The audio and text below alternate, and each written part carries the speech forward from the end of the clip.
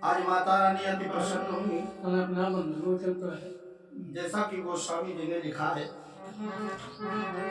कि सेवत तो ही सुलभ फलचारी अवरदायिनी पुरारी पिया।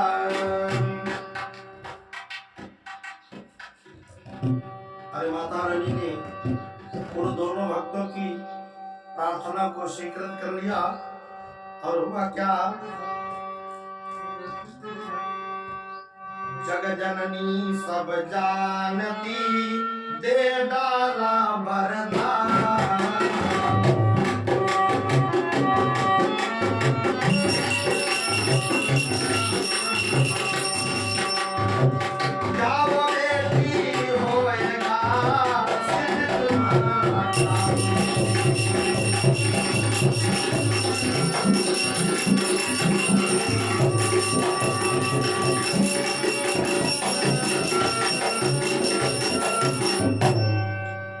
आज माता रानी के द्वारा उन राजा और रानी को साहस वरदान प्राप्त हुआ है।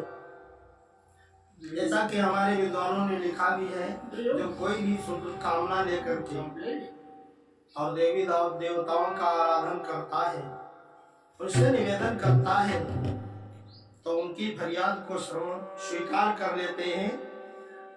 अब जैसा वो भक्त चाहते थे वैसा ही माता रानी की कृपा हुई और रानी जी के महलों में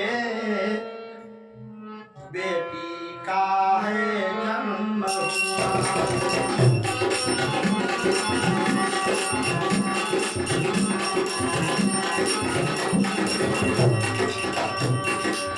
रानी जी के महलों में बेटी का है जन्म। सुने करके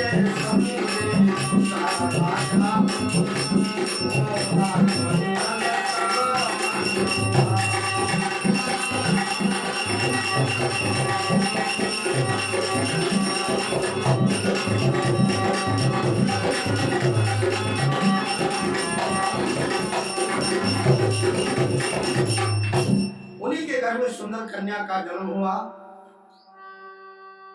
और मेरे प्रिय बंधुओं, लोग पुत्र की कामना करते हैं। हमारे धर्म शास्त्रों में, वेद शास्त्रों में विद्वानों के द्वारा ऐसा हमें सुनने को मिला है और बताते हैं, लेख भी मिला है। कन्या धर्म की साख है।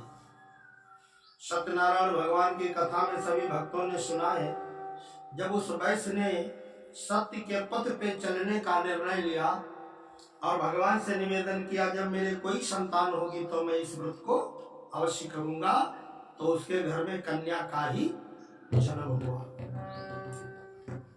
परंतु लोग कन्याओं से असंतुष्ट रहते हैं, जबकि हमारे विद्वानों ने लिखा है कन्या धर्म की साख है। कन्या दो कुलों को तार देती है, परंतु लोगों की भावनाएं बड़ी ही विचित्र हैं।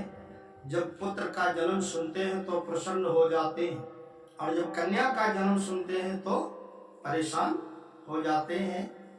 आजकल के किसी कलियुगी कवि ने लिखा है,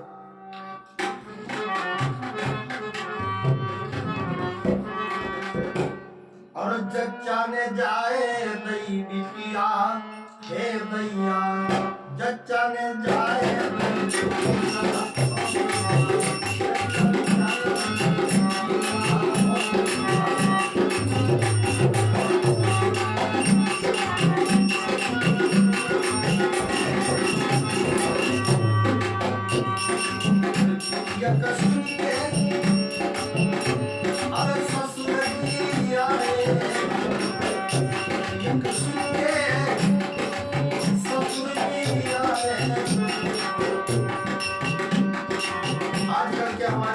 कवि ने इन बातों को लेकर के उनका उपहास किया है। अपने शब्दों में लिखा है,